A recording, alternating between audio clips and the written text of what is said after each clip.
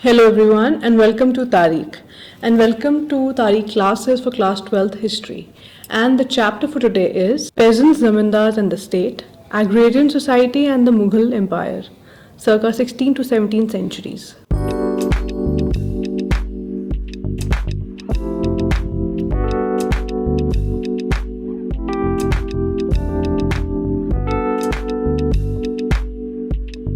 16th-17th century के अंदर जो पूरे सब कॉन्टिनेंट का जो एग्रीकल्चर था वो 85% था. We had a peasantry, then we had a landed elites. So the landed elites were the zamindars and they also had some share in the produce जो farming से जो आता था. तो ये चीज़ जो कोऑपरेशन की थी एंड के कंपटीशन की थी कि कोऑपरेशन इन अ वे कि peasants and zamindars cooperating with each other and एक पूरा एक स्ट्रक्चर था. ये पूरा स्ट्रक्चर रूरल सोसाइटी कहलाता था उस टाइम पे. इसके साथ साथ सल्तनत आई, दिल्ली सल्तनत आई एंड फिर मुगल स्टेट आया. तो मुगल स्टेट आया तो उस टाइम पे the income they got the most of the income treasury में जो आता था that was through the agriculture produce. And so they had the revenue collectors, and also they had revenue accessors who assessed the land, the area, and then they had record keepers, and they all dominated the rural scene. They would be there so that they could get their income and taxes, and that's how the state worked. The Mughal state worked. Since many crops were grown for sale, trade, money, and markets they merged in the rural areas, and this led to a sort of connection between the agricultural areas with the towns. Obviously वो एक cycle बन जाता है कि अगर money lenders भी आएंगे, वहाँ traders भी आएंगे, will trade in agricultural produce and other pastoralist produce also, and ये एक system, एक link बन जाता है between the rural areas and the towns.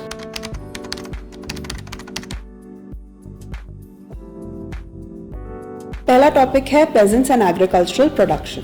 अब जो बेसिक यूनिट है in an agrarian society that is a village, and village में वो लोग रहते थे जो डायरेक्टली एग्रीकल्चर से कनेक्टेड थे.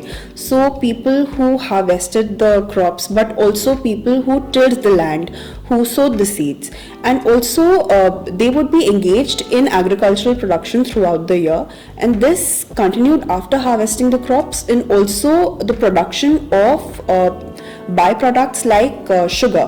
So that was also done in the village. But the village did not just comprise of people who were working or who were owning the village lands. ऐसे भी लोग थे जो काम करने आते थे, जो मतलब they would not be owning any lands but they would be working the fields, because जब आप हमारे पूरे कंट्री की टोपोग्राफी देखेंगे तो of course there are fertile lands, but then there are also areas which are not really fertile. So those people were also engaged in agriculture of some sort. So they would be helping out villages who were centers of agricultural production. But also we have to keep in mind that the agriculture was not the only thing. There were also forests, and we also have to look at the production of goods that came through the forests. Now when we look at society and we look at the class divide, we understand that history is somehow written from the perspective of the people of power.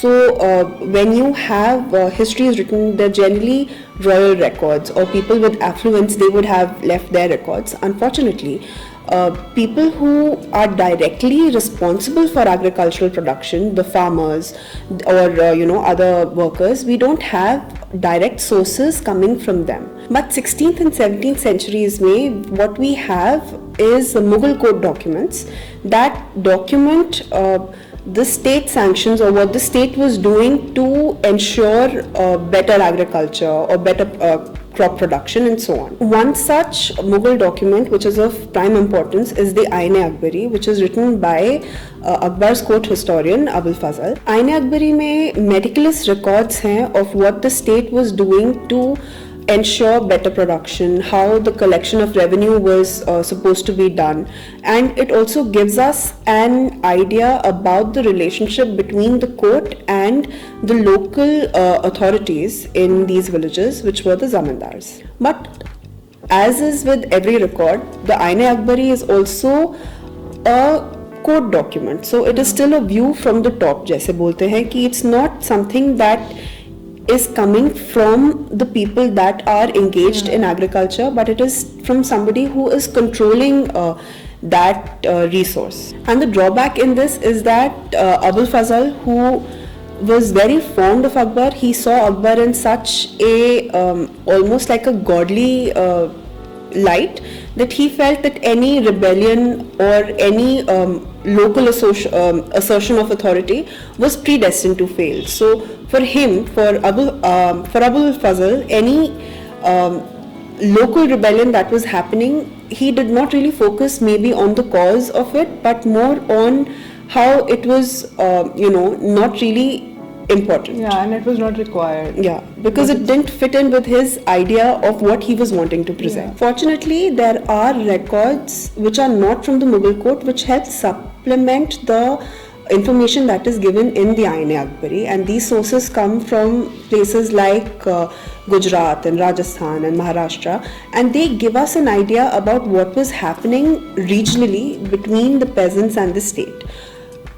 This is about the 16th and the 17th centuries, and later we also have company records of the East India Company which talk about the relations in passing between the conflicts that were arising between the peasants, the zamindars and the state.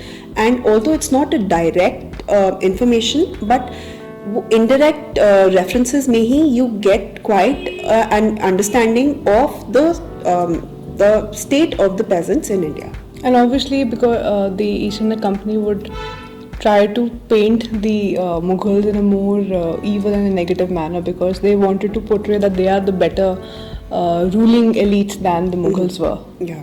So as a historian, it's always best to look at your sources with a pinch of salt, whether it be the Ain-e-Akbari or the company records, to see what exactly is the motive behind those documents and how you can gather information from them. Now coming back to the Mughal documents, the terms in these Indo-Persian sources that were used to denote peasants were riayat ya fir muzariyan. Riayat ka plural is also riaya.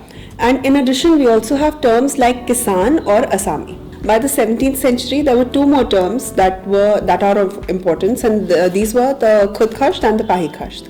अब इन दोनों में difference ये है कि जो Khudkhasht थे, they were owners of the land that they cultivated, whereas the Pahikhasht were people who did not necessarily own land, but they were working on other lands.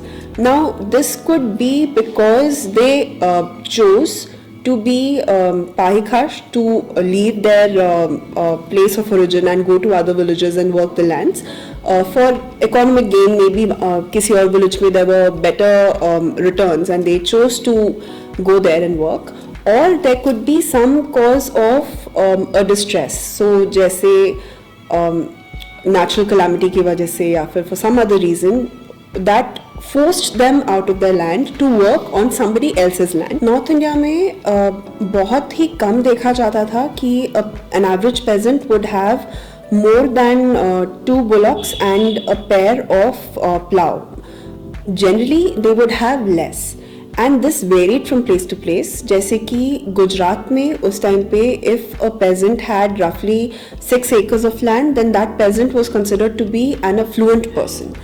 जबकि बंगाल में the upper limit for an average land holding was 5 acres, and अगर आपके पास 10 एकड़ land होता था तो आप एक rich असामी होते थे. Cultivation was based on the individual ownership of land, और जो आपका agrarian land था that was also bought and sold off in similar manner to any other landed property. Further, people that owned the land would also demarcate it in a way that was maybe they would line it with bricks or raised earth, and ऐसे करते करते by the 19th century many such acres or divided plots could be counted in a village. Now for agriculture and for a country like ours where the majority of people are involved in agriculture. This was true for then, back then also. And the three factors that were needed for the expansion of agriculture were the availability of fertile lands, the availability of labor, and the mobility of peasants. Now, because agriculture was used to feed the population, most of the lands were dedicated to producing food crops. So whether it be rice or wheat or millets, and these also depended on the water that was available in these lands. Now, because of the monsoons, there are pockets throughout the country which receive a lot of rainfall, and that helps in growing certain crops. So areas that receive more than 40 millimeters of precipitation, they would be involved in raising crops like rice. And this was followed by wheat and millet in the decreasing capacity of precipitation. Although monsoons, much like today, were the backbone of Indian agriculture, there were pockets where rainfall was not really that abundant or that beneficial for it to directly help in agriculture. Uske liye you needed artificial systems that would help water reach the fields. Now, creating artificial systems of irrigation was not something that a normal peasant could do, and therefore these were backed by the state, and they created or they dug several canals which were also called nalas or nehers, depending on, or maybe even by some other term depending on the location. And many older nehers were also repaired. For instance, there is the Shah Nehr in Punjab, which was repaired during Shah Jahan's reign. Even in Delhi, where you have these nalas spread across southern part of Delhi and other places, they were actually nehers, tributaries of Yamuna. So earlier, in the earlier times, in the medieval times, we always found orchards, surrounding these nehers, But now, unfortunately, they're nalas, and nalas, they don't resonate to the concept of neher. But nowadays, nalas is nothing but you have the sewage water, going in Because that. back then, Delhi में भी आपके खेत होते थे. अब तो because of urbanization, the fields have have been replaced by buildings. अब agriculture in itself is quite labor intensive, but peasants also use technologies that harness the power of the cattle. For example, there was the use of the wooden plow, which was relatively light and it could be assembled with an iron tip, and it would not dig deep furrows. So usse jo water retention thi soil ki, that could be preserved.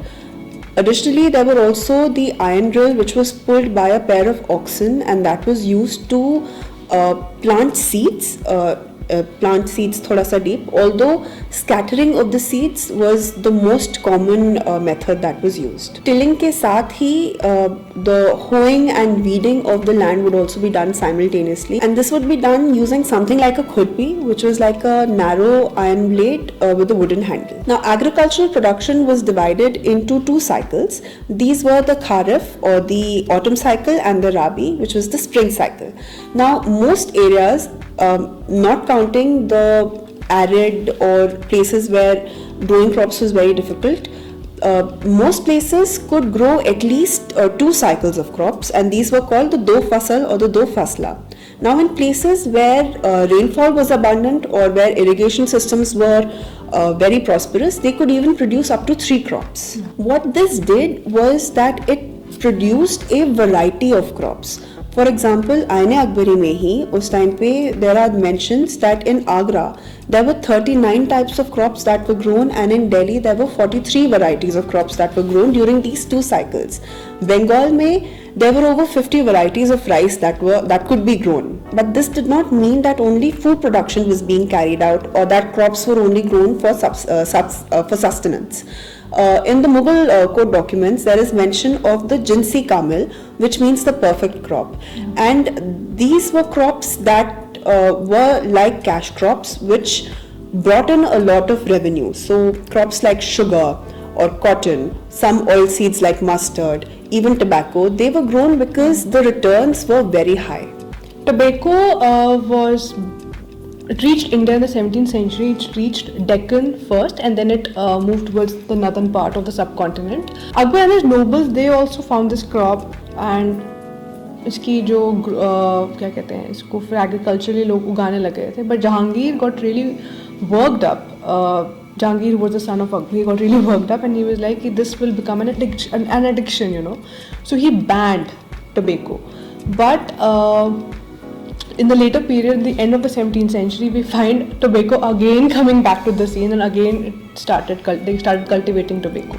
Now, crops like sugar and cotton, they were jinse kamil par excellence, and there were large swaths of land over the country that were involved in growing cotton.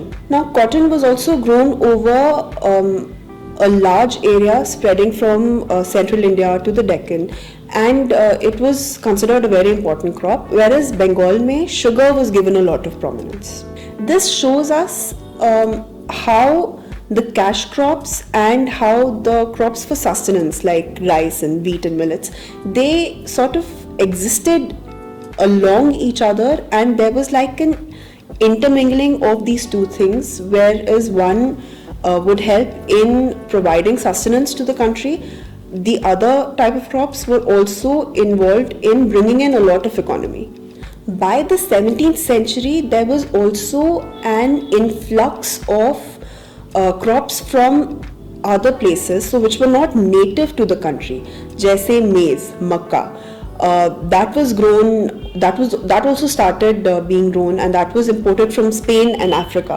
And later, even crops like potatoes, tomatoes, and chilies, they were introduced from the New World. Yeah. Even fruits like papaya or pineapple were introduced. Just imagine tomatoes and potatoes in the present time. They're a staple. They're staple. Like we cannot survive without them. Indian diet जो होती है, जो खाना है, टमाटर के बिना सब्जी तो बनती नहीं है. But टमाटर भी आया जब I think during the period Jahangir's time. उससे पहले टमाटर इंडिया में था ही नहीं. मिर्ची नहीं थी. पोटैटो नहीं था. पंजाब में मक्का is of such an importance that was also introduced during this time. जैसे हमारे मक्के की रोटी नहीं थी उस टाइम पे. और साथ में जो स्पाइसिंग एजेंट जो ऑब्वियसली हम यूज करते थे क्योंकि चिलीज नहीं थी. Ain-e Akbari doesn't mention chilli. So chilli जो थी वो आपकी आई है जहांगीर के पीरियड में. तो उससे पहले pepper was used as a spicing agent, and also our food was not as spicy as it is today.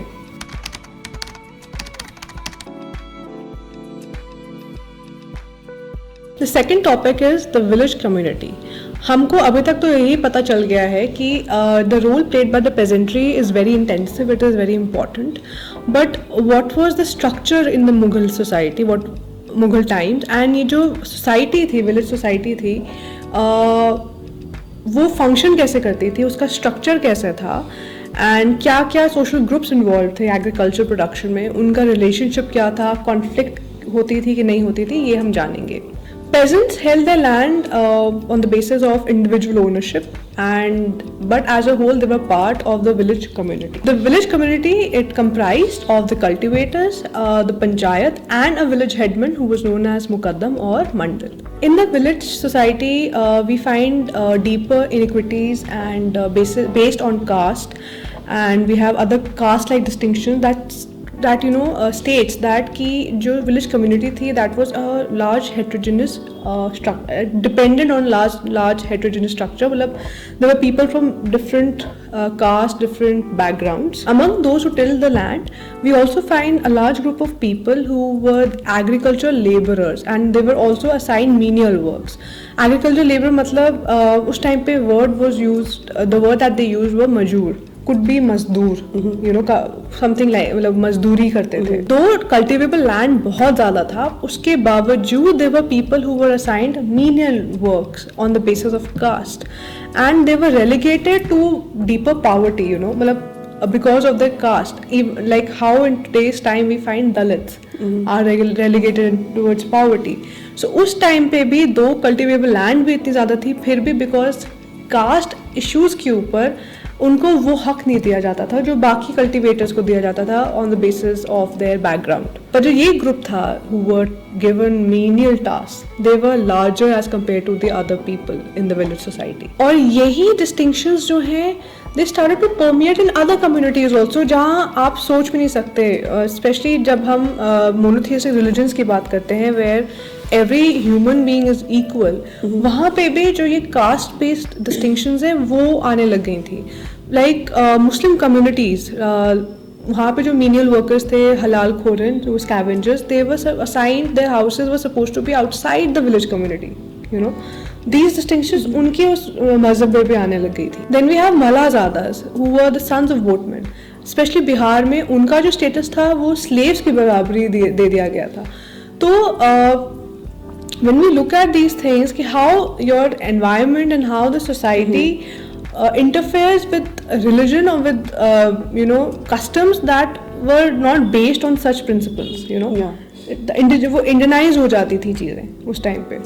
अभी भी अगर हम देखें तो there was a direct correlation between the caste, poverty and social status, especially at the lower level, but ये इतना intermediate भी नहीं था. For example, 17th century में राजपूत peasants पाए जाते हैं who shared the same status at that same space with that of the Jats who was considered lower in the caste hierarchy. So at times we also find not so much of rigidity that was there, but a kind of flexibility also. Similarly, there was a community called Gauravs. They became Rajputs in the 17th century. They acquired that status. And though they were cultivators around Vrindavan, which is in Uttar Pradesh, तो वो rigidity वो नहीं थी. कभी-कभी वो flexibility भी आपको नजर आती थी. Castes such as Ahirs, Gujars and Malis, they also rose in the hierarchy because of the profit that was gained in the work that they did, especially horticulture हो गया and आपका cattle rearing हो गई. Eastern part of the subcontinent में we had the fishing community and we had pastoral communities like Sadgopes and Kaivartas. They also became peasants. They also rose hierarchy, उसमें they rose. So that's what it is. Sometimes these correlations are not intermediate. Village में peasants हैं तो वहाँ पे आपकी पंचायत और headmen भी होंगे. So and the panchayat was basically headed by a group of men who held importance in the village and they had hereditary right over their property, over the land. Mixed caste villages में जो पंचायत होती थी वो heterogeneous group होती थी, but जो menial come agricultural laborers होते थे, they were not a part of that. It was an oligarchy and mostly they represented people from various castes and whatever decision they took, people were supposed to follow that. जो headmen थे पंचायत के, they were known as mukaddams or mandals. The headman was elected on the basis of consensus between the members of the panchayat, and also this was headed by the zamindar. It was ratified by the zamindar. The village headman was supposed, or the Mukaddam was supposed to had many powers and was supposed to work according to the system of oligarchy. The headman held his office as long as they enjoyed the confidence of the village elders. And if he failed to do so, he was dismissed. The chief function of the headman was supposed to look after the accountancy, the accounts of the village, and he was assisted by a patwari or accountant. The panchayat got its funds from the common people who were part of the village community, and एक financial pool में वो पैसा इकट्ठा होता था. जो ये पैसा इकट्ठा होता था वो drought situation में या calamity के situation में that was used during that part, or to construct bunds or canals, especially जब peasants के पास इतने resources नहीं होते थे एक canal construct करने में, so they would give that money. One important aspect of the panchayat was to uphold the caste hierarchy and the system of caste. उससे बाहर नहीं जाना चाहिए. वो जो आपका कास्ट है आपको उसी मर्यादा में रहना चाहिए. ये भी पंचायत की रिस्पॉन्सिबिलिटी होती थी. In eastern part of the sub continent mandals और मुकद्दम्स के रहते हुए शादियाँ होती थी. जितनी शादियाँ होती थी उनकी प्रेजेंस बहुत इंपॉर्टेंट थी. दे I think because they wanted to see if the marriage is done on the basis of the caste they belong to and the जो उनकी functions हैं, जो उनके traditions है, customs हैं, वो according to the caste अगर follow हुए हैं कि नहीं हुए हैं. Panchayats also had the responsibility or the authority to inflict to punish or inflict severe punishments on the people. Especially even at times people were expelled from the villages. ये बहुत drastic एक decision होता था, काफ़ी rare था but था drastic for a limited period of time, especially when the person has not functioned according to his caste और has gone against the system of his caste and he was supposed to leave the village and have no contacts with his people and also could not practice his ownership rights over his property. Panchayat तो थी, साथ ही साथ एक जाति पंचायत भी थी. हर एक cast की, हर एक जाति की एक अपनी पंचायत होती थी और वो भी अपना रोल, काफ़ी इंपॉर्टेंट रोल प्ले करते हैं. जो जाति पंचायत थी, they would look into the matters where there was land ownership या लैंड कॉन्फ्लिक्ट होती थी, या marriage if the marriage is performed according to the caste norms or various other things related to the jati, except for criminal matters or criminal justice. जो भी फैसला जाति पंचायत लेती थी वो स्टेट भी उस फैसले पे अमल करती थी. They would not interfere whenever they decided over any conflict, except for criminal justice. Western India, especially Rajasthan और Maharashtra में we find archival records बताते हैं कि there were instances where people had filed petitions to the panchayat against the extortionate demand or the demand for unpaid labor, especially imposed by the higher class people or the elite groups or the officials of the state. These petitions were made by the villagers who belonged to the lower rung of the rural society, and these petitions were made collectively, especially जो caste collectiveness होती थी. They would come and make a petition. They will file this petition protesting against what they found morally unjust, especially by the higher people, the elite society के जो members थे, how they would exploit these people, the villagers. And इस चीज़ों में panchayat would play an important role and they would try to come to a consensus, they would try to mend the situation. But जब वो चीज़ नहीं हो पाती थी, at that time the cultivators or these peasants would flee to a different village, because obviously जब उनके वहाँ पे उनको कॉम्प्रोमाइज़ करना पड़ेगा अपने बेसिक नीड्स के लिए भी, तो they would obviously go and desert that area and go to a different village. And also that they knew कि जो अनकल्टिवेटेड लैंड है वो उसकी डिमांड वो ज़्यादा है एंड उसको कल्टिवेट करना और कल्टिवेबल लैंड के उसमें लेके आने के लिए जो डिमांड है लेबर्स की, जो कल्टिवेटर्स की, वो बहुत हाई है, बहुत स्ट्रॉन्ग है. सो उस वे से whenever if their petition or whatever the complaint they had filed, वो उनके कोई solution नहीं निकलता था, they had this option of fleeing that village. Sometimes these peasants were demanded excessive tax, especially जब drought होता था या कोई calamity होती थी. So customary उनको they would give some amount of money or some help, so that for the basic survival. और कभी-कभी and because they thought of the panchayat as a court where they can come and they can ask them for their help, seek justice there, and most of the time they would try to help, especially जब कोई conflict होता था ज़मींदार के साथ या state official के साथ, जहाँ पर चीज़ उनके हिसाब से नहीं चलती थी या peasants के हिसाब से उनको justice नहीं मिलता था, then they would flee that village or flee that place and would settle down somewhere else where the demands were much lower, because they knew that जो uncultivated wasteland थी वो ज़्यादा था और उसकी demand to convert it into a cultivable land was much more, and also there was a higher demand for cultivators, so they knew their importance. Another very important aspect of the village community is the elaborate relationship of exchange between various producers. In Maharashtra, especially in the early times of the British rule, we find that the artisans constituted of the 25% of the total households of the village, of a particular village. So a lot of these peasants or cultivators were artisans also, and sometimes the people of the village, they did both work. They were cultivators and as well as artisans. Cultivators, when the season was was on, जब आप खरीफ season था, rabi season आता है, और when you sow the seeds and और उसके बाद आपके पास कुछ करने को नहीं होता था, then they would become artisans and they would produce various crafts. They could be potters, or they could be blacksmiths, or they could be into textile printing or dyeing.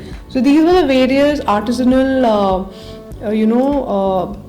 aspects where they would indulge, in during the off seasons, during when they had nothing to do. Even जब आपका ताजमहल बना था, तो जितने भी वो जो आपके वो हैं आर्टिजन्स हैं जो बना रहे हैं ताजमहल, वो एक्चुअली आपकी कल्टिवेटर्स ही हैं. ऑफ सीजन में they would do that, they would construct monuments, and कहीं ना कहीं वो अपनी निशानी ज़रूर छोड़ के जाते थे. सो एंड उस ताजमहल के बनाने के बाद they constructed Red Fort and हो शाहजहानाबाद. तो यही इनका ऑफ सीजन्स में this was what they indulged in. Village artisan जैसे आपके पॉटर्स हो गए, आपके ब्लैकस्मिथ्स हो गए, गोल्ड स्मिथ्स हो गए, then you have carpenters.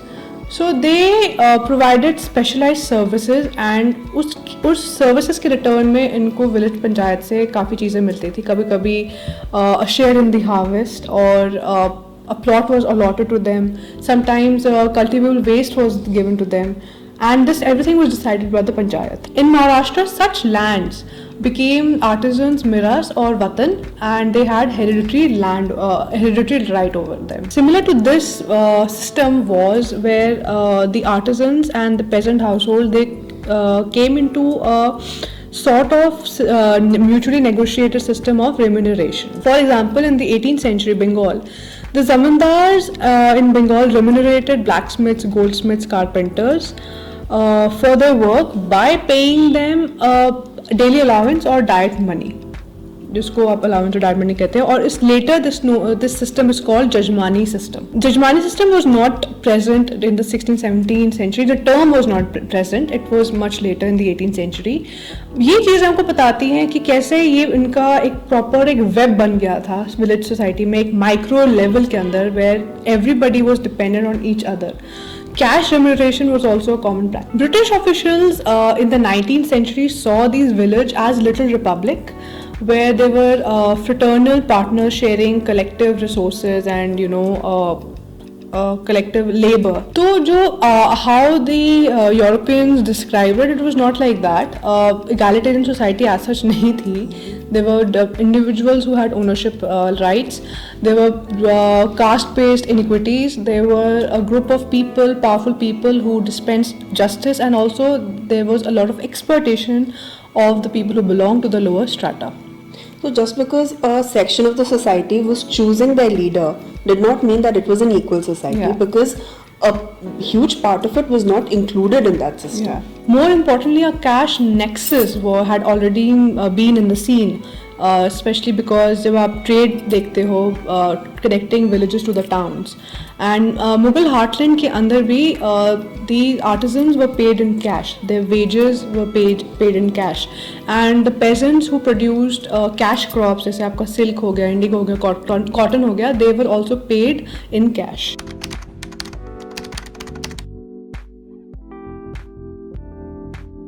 The next topic is women in agrarian societies. Now, जब भी आप किसी भी structured society को देखते हैं, तो there are demarcated roles between the men and the women.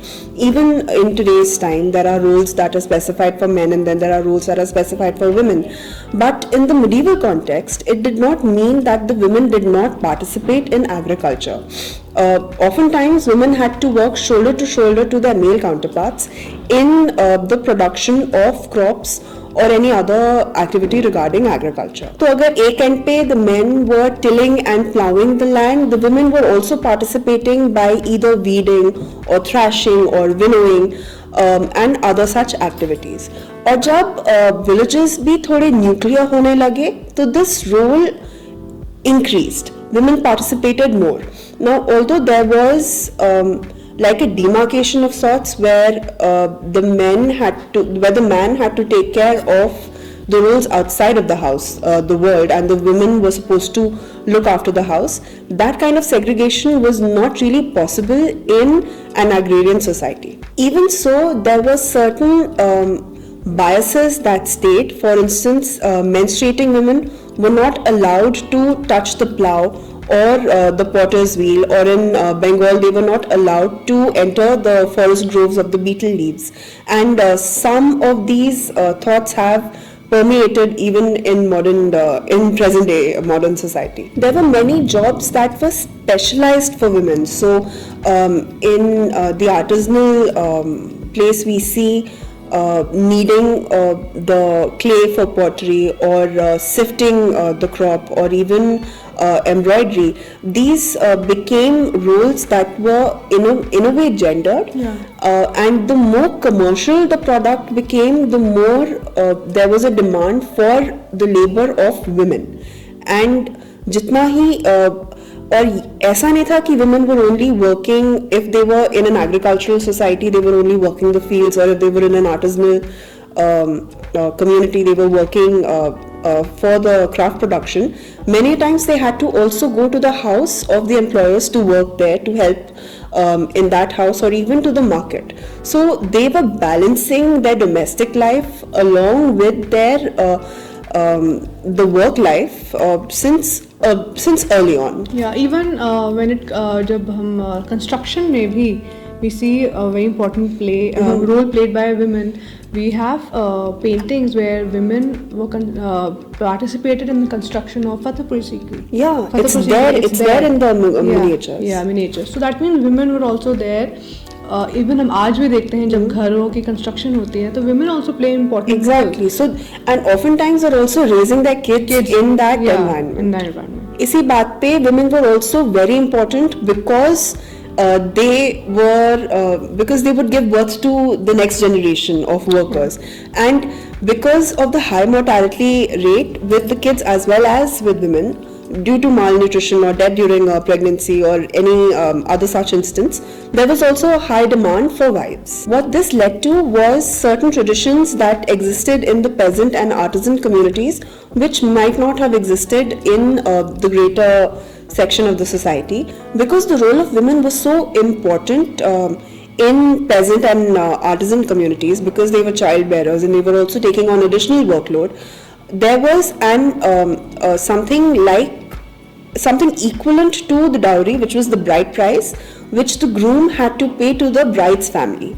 Additionally, there were certain customs like remarriage, or even the remarriage of widows and even divorced women, which was not a part of the social customs of the larger population, but within the peasant and the artisan communities, this was very common. Now, because women were important as child bearers, it became even more important for the male members of the society to control and restrict the women. So this led to greater control over the woman, what she could do, what she could not do, certain practices that were introduced, and even draconian punishments were inflicted upon a woman if she was, if there were suspicions of infidelity on her. But even so, this the helpless state of a woman was not really a reality. If a woman felt that she was not dealt with properly, or if she faced injustice of some kind, she would raise petitions to the panchayat or even higher officials. So women also protested against their husbands for infidelity, and there are documents from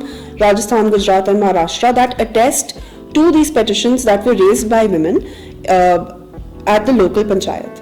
Now, although male infidelity was not really punished as severely as the women were, but in cases where there were issues with the male member, the male head of the grihasti not paying enough to his wife and his children, then the panchayat would intervene to make sure that at least enough is given to his family. Now, although women were raising their voice against injustice or the infidelity of their husbands or any other issue that they were facing, in local documents, in local panchayat documents, their names were rarely recorded. So even though women had enough agency to look after their house and even go out of the house and work, that recognition of the individual was not really there.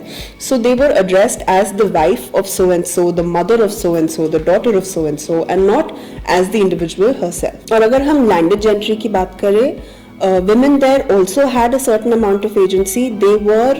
They had the rights to inherit their property, and there are records from Punjab that list women as sellers of the property that they received as inheritance. Even Hindu and Muslim zamindars were the women were frequently buying and selling landed property, and even widows were participating in this. So it's not as if a woman was widowed that she lost the right to her inherited property. She also had the right, and she had the right to sell them, or if she had enough agency, she could buy land as well. By the 18th century, there were proper references of women zamindars, especially in Bengal.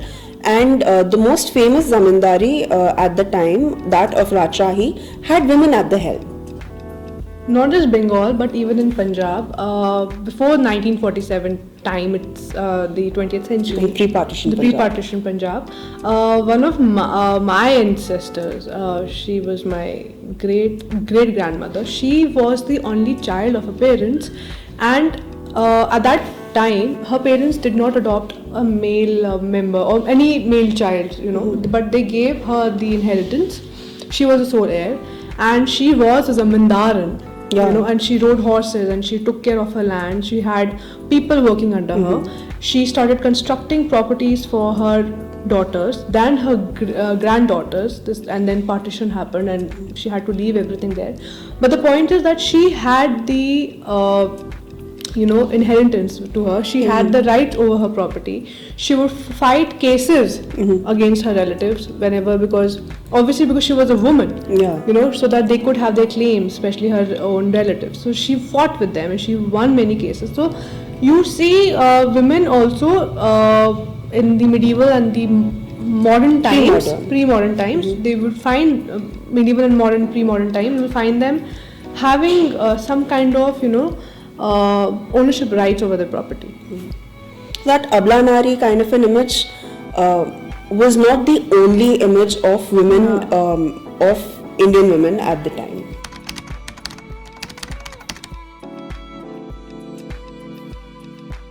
There was more to rural India than just sedentary agriculture. Forests भी एक part था, and forest दो हिस्सों में divided था. एक तो जो आपका dense forest होता है, जिसको आप swaths of dense forest कहते हैं, जंगल, और दूसरा scrub lands होते हैं, जिसको आप खरबंदी कहते हैं.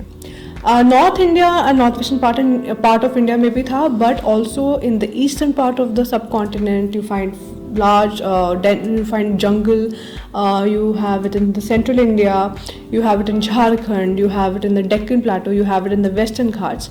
Apparently 40% of the subcontinent was covered with forest. Forest dwellers were termed as jungli. Jungli का मतलब ये नहीं जो हम जिस word को हम आज जिसको यूज़ करते हैं, मतलब uncivilized. जंगली मतलब people living in the jungle and who sustained on jungle forest produce. Their livelihood sustained on hunting, shifting agriculture, and gathering forest produce. But these functions were seasonal. Like for example, the Bheels, जो कि एक tribal community थी, they during the spring season they collected wood and forest produce. Summers में वो fishing करते थे, monsoon में वो cultivation करते थे, and autumn और winters में वो hunt करते थे. तो उनकी जो उनके functions होते थे वो season के ऊपर based थे.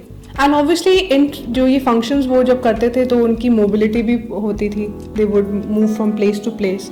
The state perceived jungle as a place where subversive activities would take place, or people would hide and rebellions can happen in that place. They can rebel against the state. Especially Babar bolte the ki people residing in the villages in the forests, in the jungle, especially जो परगना थी वहाँ पे they would they can become rebellious against you. State का भी अपना तरीका था इन forest में एंटर करने का. Sometimes because the demand of elephants was really high, so पेशकश जो आपको मुगल्स को पेशकश जो आप देते थे in a form of tribute, वो एलिफेंट्स के तौर पे जाती थी.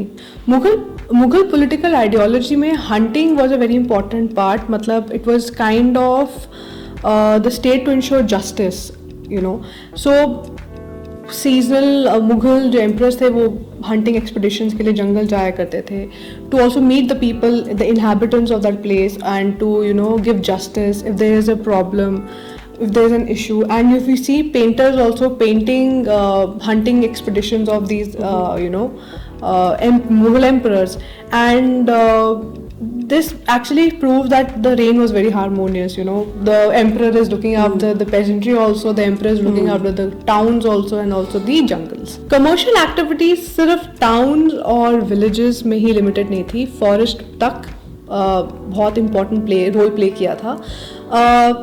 जैसे आपकी हनी है, बी वैक्स है, गम लैक है, they were in great demand. Gum lac in the 17th century was exported out from India to different countries. They were in they were in great demand. तो एक commercial nexus भी बन गया था. Elephants were also captured and traded. फिर barter system के तौर पे भी ट्रेड होती थी फॉरेस्ट ड्वेलर्स के साथ. Lohanis which were a part of Punjab, they were community, they indulge in trade especially between India and Afghanistan, and also within the towns of Punjab. जब हम सोसाइटी देखते हैं इन ट्राइबल कम्युनिटीज़ की, it's somewhat similar. जैसे आपकी पंचायत होती है, आपका एक विलेज हेडमैन होता है, यहाँ पे भी एक चीफ होता है. Sometime these chiefs could become zamindars or even rajas. For that he will have to have a bigger army for that. Chiefs could become zamindars, and at times they became king also. And for becoming a king, army is very important. For that, they recruited people from their own lineage, and they were supposed to render military services to them. For example, tribes in Sindh region, they had 6,000 cavalry and 7,000 infantry. तो उनकी armies भी बड़ी थी. Ahom kings in Assam, they had pikes, and they had people who were supposed to render military services in exchange for land. And also many times the capture of elephants by these Ahom kings was in a way to portray their royal monopoly over it was a sign of royalty. So tribes, these forest dwellers and the chiefs, sometimes we've seen how they were just not limited to the forest dwelling activities, but they became zamindar. That means sedentary lifestyle towards भी there was a transition, and they became kings. मतलब they had their own armies also. तो एक structures थे. There was a kind of fluidity also, rigid नहीं थे, flexibility थी. Though the transition from a tribal to a monarchical system was there in the ancient periods also, but 16th century में ये बहुत important हो गया था, और ये बहुत widespread हो गया था. आयन अकबर भी बताता है कि in the northeastern part of the subcontinent we see many tribal kings who indulged in warfares, and especially जब हम कूच किंग्स को देखते हैं, how he subjugated various neighbors, and there were constant wars happening. Cultural भी aspect इसमें ये था कि lot of Sufi saints and peers, they went to the forest areas and they settled down there, and उसकी वजह से Sufism also spread, and people started going closer, and they became very close to the Sufistic ideology. Many people converted also to different religions, and they converted to Sufism or Islam. So ये भी cultural aspect भी बहुत important था, सिर्फ political ही नहीं चल रहा था यहाँ पे.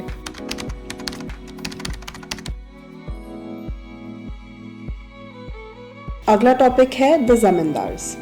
अगर हम मुगल इंडिया की बात करें तो you can not talk about the Mughal state without talking about the zamindars. और ये जमींदार्स कौन थे? These were a class of people that lived off of agriculture, but they did not participate directly in the processes that were involved in agriculture.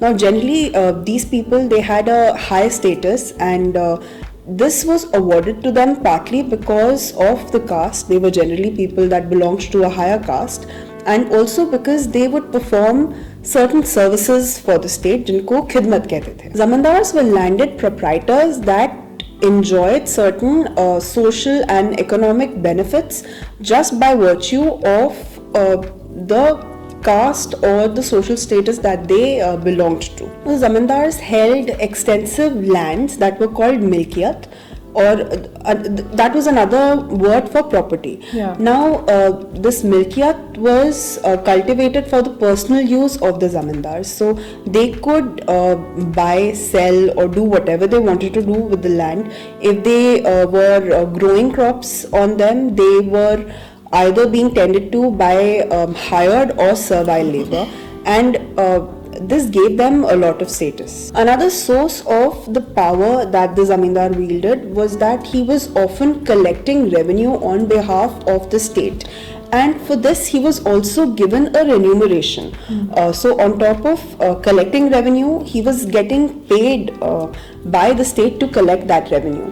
Now added to this was the fact that the zamindars also held their own armies, and the place where they lived was something akin to a fort जिनको किलाचा बोलते थे. So not only were they living in a fort kind of place, but they also held armies, and that gave them a lot of power. Also, the armed contingent that were being managed by these zamindars, they consisted of their own cavalry, artillery and also infantry. तो अगर Mughal state में आप social relations को एक pyramid की तरह देखेंगे, तो फिर जो जमींदार्स हैं, they were at the narrow apex, so they were close to the top, very close. They were basically like the ruling elite in the village. When we look at the rural in the areas. village society. Abu Fazl भी कहते हैं कि the Brahmin Rajput, like a caste of like a class of Brahmin Rajput zamindars had sort of spread out along the rural side, and they had gained a lot of power from that. But also we see a lot of Muslim zamindars who were also we see a lot of Muslims who were also zamindars during this time. According to some contemporary sources, there is an impression that some zamindars gained their power through the conquest of other zamindaris, or matlab they conquered some other zamindari, or something like that. But although that concept is very familiar and it has happened in the past, it is very unlikely that something like this would have continued without the state sanction.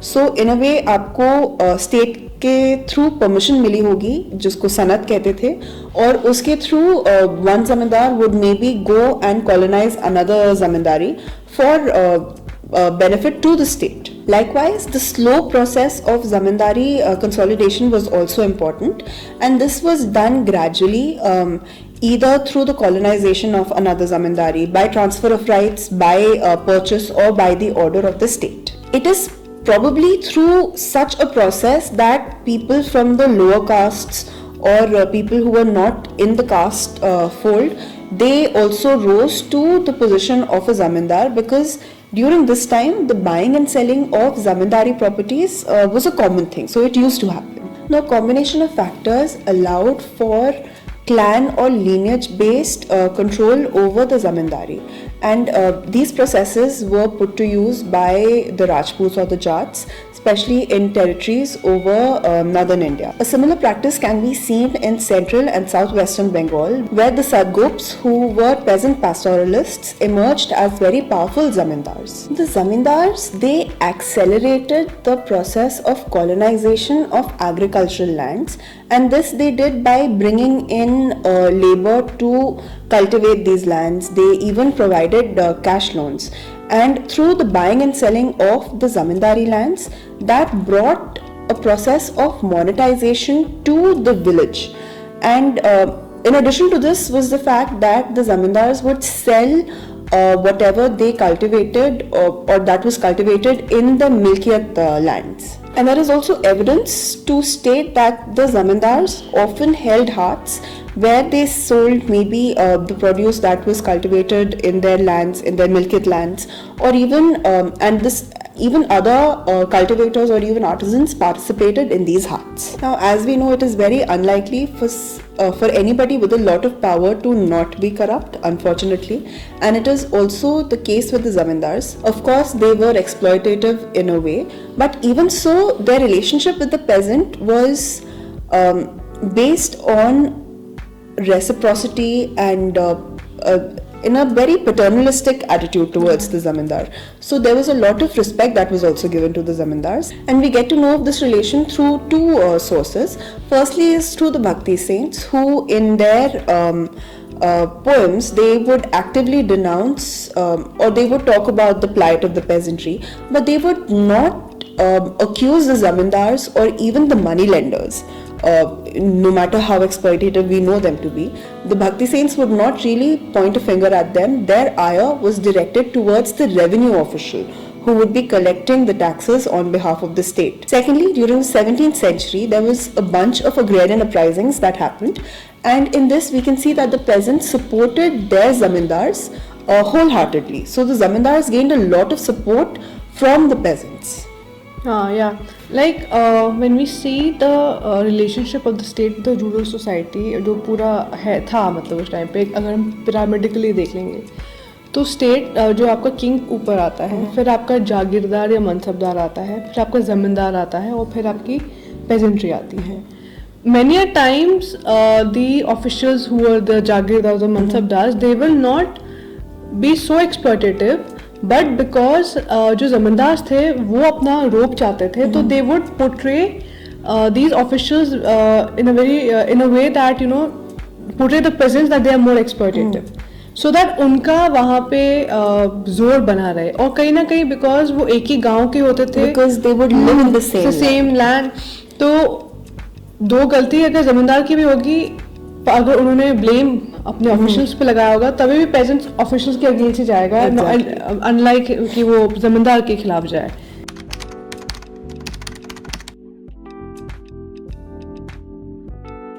The sixth topic is the land revenue system.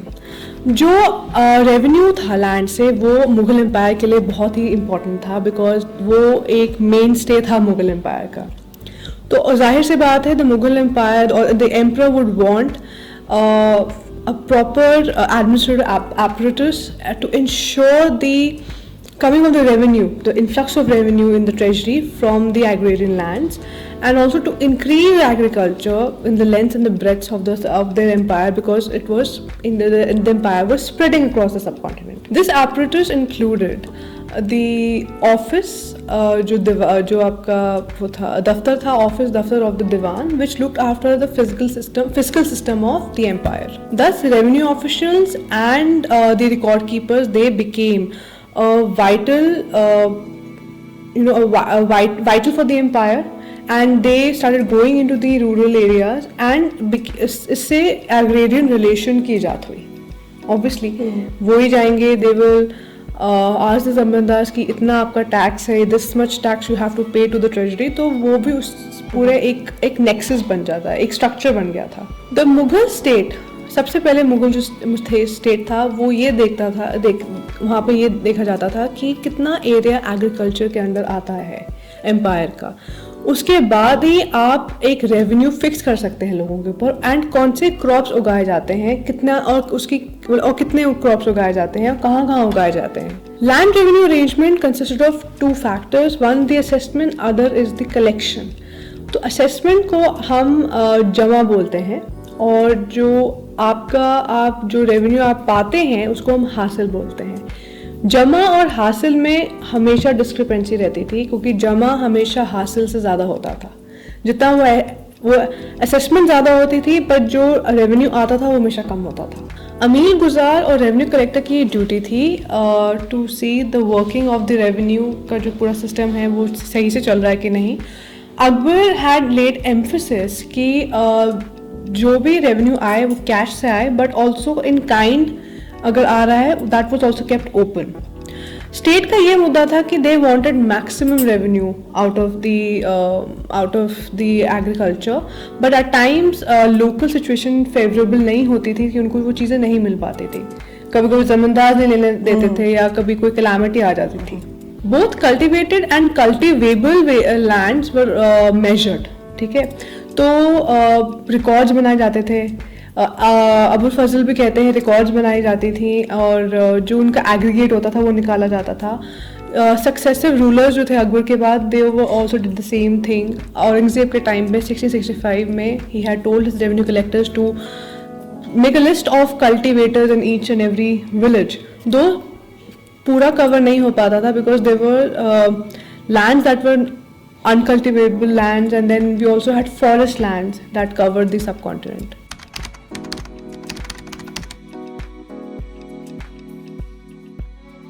The flow of silver. Mughal Empire was one of the most important empires in the 16th, 17th centuries, and had managed to consolidate power and have resources also in their wings. But not only the Mughal Empire, we also have the Ming dynasty of China. We have the Ottomans of Turkey. We have Safavid in Iran. These were also, very important empires, like contemporary empires of the Mughal dynasty.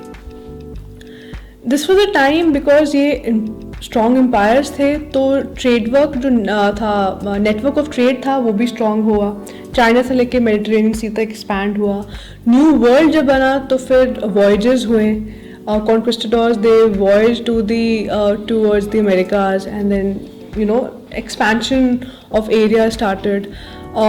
Trade network strong हो गए. इसकी वजह से India का जो commodities थी वो demand में शुरू हो गई न्यू वर्ल्ड में. एंड एशिया स्पेशली इंडिया का जो ट्रेड था वो यूरोप के साथ और बढ़ गया. Because the trade expanded and Asian products के जो डिमांड थी वो इंक्रीज हुई तो lot of silver bullion came to Asia and most of it gravitated towards India. India didn't have natural silver resource, तो उसकी वजह से जितना बुलियन आया वो इंडिया के लिए ही बेटर था. 16-18 सेंचुरी के बीच में इतना सिल्वर आया था कि this resulted in increase in minting of silver coins, जिसको हम रुपया भी बोलते हैं. जो कैश है वो सर्कुलेशन में ज़्यादा आने लग गई थी. इकोनॉमी बूस्ट हुई थी एंड जितना भी रेवेन्यू था और द प्रोक्योरमेंट ऑफ जैसे प्रोडक्ट्स थे वो कैश में ही होने लग गए थे. There was an Italian traveler in 1690, his name was Giovanni Carreri. He also talks about how silver bullion came into India, in the Indian subcontinent through trade, and cash and commodity जो transactions होती थी cash की और commodity की जो sale होती थी वो बहुत it reached its zenith during this time.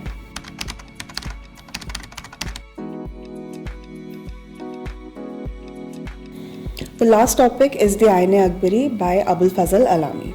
Now, the Ain-e-Akbari was a massive project undertaken by Abul Fazl, and it was a project where he culminated the historical and administrative knowledge of the empire, and it was commissioned by Akbar, of course, and it was completed in 1598, which was the 42nd regnal year of the emperor, and it went through 5 revisions. Now, the Ain-e-Akbari itself was a part of a larger project, which was the Akbarnama, and the Akbarnama was divided into 3 sections. The first 2 were of a historical nature, and it was basically like a historical narrative, whereas the third section, the Ain-e-Akbari, was like a consolidation of the orders, or it almost worked like a gazette of the time during Emperor Akbar. So in a way it was like a compendium of imperial regulations and a gazetteer of the empire. The Ain-e-Akbari gives detailed accounts of the organization of the court, the administration and the army, the sources of the revenue, and the physical layout of the provinces of Akbar's empire, and also the literary, cultural and religious traditions of the people. इसी के साथ साथ we also have detailed descriptions of the various departments under the emperor, and also the provinces which were also called the subas, and we also have quantitative information coming from these provinces. Now, the collection and the compilation of the Ain-e-Akbari was a very intensive task, and its motive was also to inform the emperor about his empire, and that is why this is such an important text, because it gives the emperor, or it gives Akbar, direct information about the people, and it gives him a very intensive account of his people. But again, as with all documents that are state sanctioned, this is still a view from the top. So it is the vision of the emperor, or it's a vision that is seen by the elites and not by regular people. The Ain-e-Akbari is made up of 5 books, which are also called the Daftars, and the first 3 of these 5 deal with administration. The first book, called Manzil Abadi, concerns the imperial household and its maintenance. The second book, Sipah Abadi, covers the military and civil administration and the establishment of servants. Now, this book includes notices and short biographical sketches of imperial officers who were called the Mansabdars, learned men, poets and artists. The third book, called the Mulk Abadi, deals with the fiscal side of the empire, and it provides rich quantitative information on revenue rates, followed by the account of the 12 provinces. This section has detailed statistical information which includes the geographic, topographic and economic profile of all subas and their administrative and fiscal divisions. These divisions were sarkars, parganas and mahals. The total measured area and the assessed revenue, which was called the jama, were also noted. There is also a detailed description of the sarkars, and this is done in a tabular form which has 8 columns. The following information is provided in this table. The first column is about the parganat or the mahal. The second is about the killa or the forts. The third is about the arazi and the zameen-e-paymuda or the measured area. The fourth is about the nakdi or the revenue assessed in cash. The fifth is about the suyur ghal, which were the grants of revenue in charity. The sixth is about the zamindars. The 7th and 8th columns contain details of the castes of these zamindars and their troops, including their horsemen, which were called savars, the foot soldiers, which were the piyada, and the elephants, which were the fil. Mulk Abadi also gives us a description about the complex social relations in the agrarian society. The 4th and the 5th books or daftars contain the literary, religious and cultural traditions of the people, and they also include the sayings of the emperor himself. Now, the primary function of the Ain-e-Akbari was to provide the emperor with information about his empire, but the fact that it went through 5 revisions gives us an idea about how important this text was to Akbar during his time, and then also to us when we look at it through the present lens. It was much more than a reproduction of official papers, and oftentimes facts were cross-checked by Abul Fazl himself. Oral testimonies were also cross-checked, and they were taken down in a very precise format so as to not make any slips. In fact, जहाँ पे भी numbers का use होता था, Abul Fazl has reproduced that in text to reduce the chance of mistakes. Now, despite how much Abul Fazl tried to be factually correct about the information that he presented in the Ain-e-Akbari, there were certain slips that happened wherever arithmetic was involved, maybe by people who were transcribing it for him. And these slips or these mistakes were noted by the historians. Another limitation of the Ain-e-Akbari is the skewed nature of the information that is provided. Now, oftentimes information was collected for all the subas, but what was presented in the Ain-e-Akbari did not cover the entire empire. For instance, while there was information that was collected on the caste of the zamindars from all the subas, this information is not available for Orissa and Bengal. Or jahan the fiscal data is so important, sometimes the price of commodities and the wages that were given to the workers is not mentioned. साथ ही साथ जहाँ पे information है prices or wages की, that generally comes from Agra, which was around the center, and that does not give a picture of the entire empire and only of the center. Now, regardless of the limitations, the Ain-e-Akbari still provides us with a lot of information about the people of the land during Akbar's reign, and it gives us an idea about the functioning of the Mughal state, even if it is from the emperor's point of view. It is like your official documents जो आपके government के होते हैं. So that provides us with necessary information about how the state at least wanted to function, even if it was not able to do that in the far-flung areas. So in this charter, we now know about the agrarian system, peasant society, the village society, and how what role the revenue collectors played. I hope that you have liked today's episode. Please like, share, and subscribe, and keep watching Tariq.